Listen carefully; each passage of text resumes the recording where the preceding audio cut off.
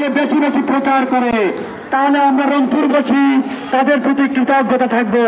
আমি আমার সামনে দেখতে পাচ্ছি একজন আমাদের স্কুল পড়িয়া ছোট বোনের পাশে তার মা গার্জিয়ান পাশে এসে দাঁড়িয়েছে।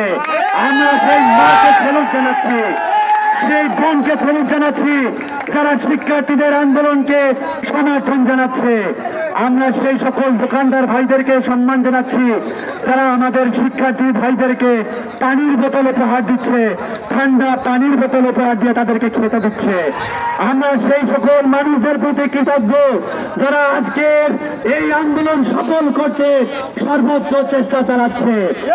আমরা মিডিয়া ভাইদেরকে বেশি বেশি আহ্বান জানাবো, আপনারা আমাদের রংপুরের এই আন্দোলনকে বেশি বেশি প্রচার করুন।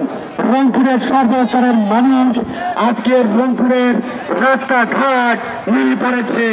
আমরা ৭১ দেখিনি, আমরা ৫২ দেখিনি, আমরা ৯০-এর আন্দোলন দেখিনি, কিন্তু আমরা ২০২৪ সালে যে আন্দোলন দেখতে পেয়েছি সেখানে ১৮ কোটি মানুষের জনসমর্থন রয়েছে।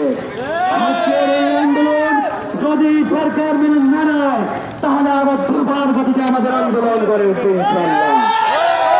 আপনারা দাবি আদায় না হওয়া পর্যন্ত শান্তি শৃঙ্খল ভাবে রাস্তাঘাট অফিস আদালত সব বন্ধ রাখুন।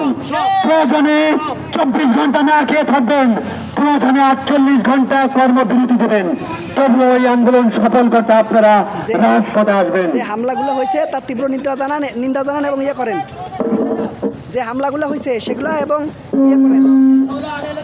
যে হামলা হয়েছে সেই হামলার প্রতি আমরা গভীরভাবে নিন্দা জানাচ্ছি এবং সরকারকে অতি বিলম্বে আমাদের এই শহীদদেরকে মর্যাদার সাথে রাষ্ট্রের